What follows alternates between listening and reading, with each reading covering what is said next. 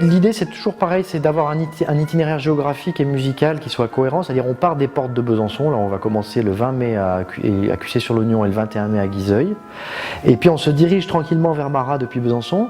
On commence avec des programmes qui sont extrêmement éclectiques et qui sont tout public, mais au sens le plus large, c'est-à-dire qu'ils peuvent être destinés d'un enfant de 3 ans, de 3 à 310 ans si on veut, mais en tout cas, donc on a un programme de musique de film effectivement en quatuor à cordes, après on aura un programme tango, après voilà, donc des choses très accessibles.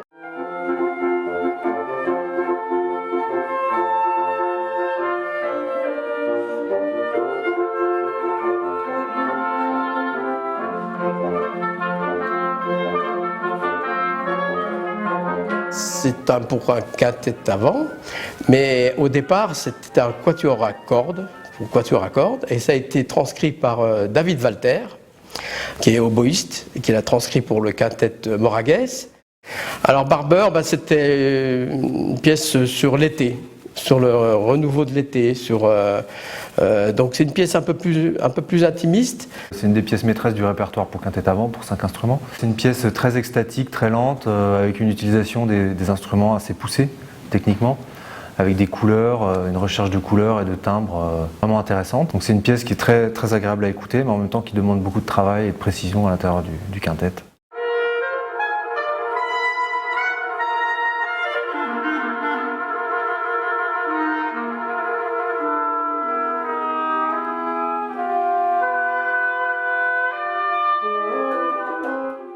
Comme chaque année, 3 concerts, on va dire, phares de la programmation à Marat dans le courant du mois de juin, le 12, le 18 et le 25 juin, c'est sur 3 week-ends.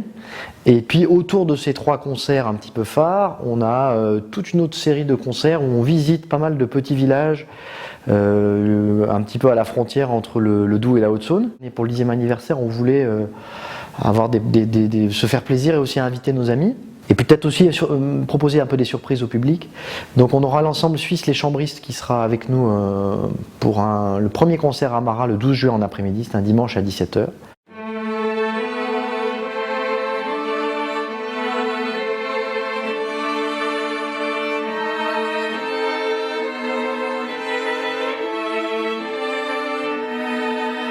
On a répété ce matin, donc c'était la première répétition de la pièce qu'on va jouer de Philippe Hersant, donc le compositeur en résidence dans le cadre du Festival de musique internationale de Besançon. Donc ce concert aura lieu le 12 juin au Prieuré de Marat, et ça sera l'occasion en fait de réinviter nos amis les chambristes de Neuchâtel, avec lesquels on a notamment beaucoup travaillé l'automne dernier à travers le jumelage Besançon-Neuchâtel.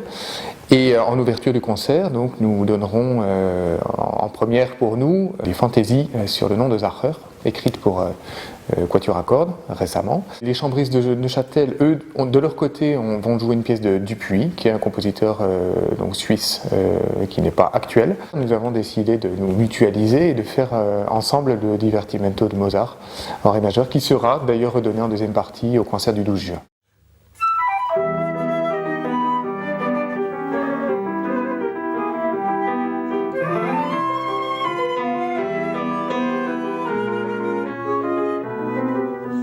Alors le concept de la soirée, c'est que j'invite mes amis musiciens à jouer en duo sous forme de sonate ou de duo avec piano. Donc il y aura donc le basson qui sera représenté, la flûte, il y aura le violoncelle, le violon, et il y a aussi un duo en fait qui sera le seul, enfin sans piano, qui sera un duo basson-alto.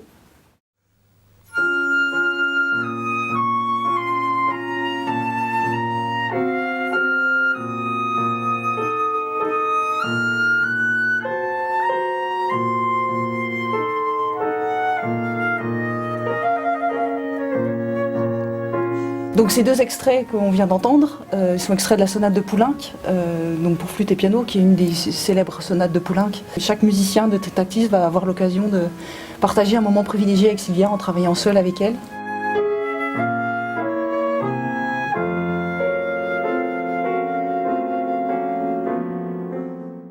Alors après, autre invité Yves Jamais, ça on est très heureux d'avoir un bourguignon pour ce festival franc-comtois, je ne sais pas comment il faut dire maintenant, et puis de proposer ce programme qui est vraiment un programme mixte entre, Yves ne va pas faire son tour de chant habituel, il va chanter une dizaine de chansons, mais l'idée vraiment de ce programme, c'est de proposer des arrangements chambristes pour certaines de ces chansons, et aussi de confronter à ces chansons des pièces du répertoire traditionnel de musique de chambre, qui finalement ne sont pas si éloignées que ça du format de la chanson ou de l'esprit de certaines des chansons.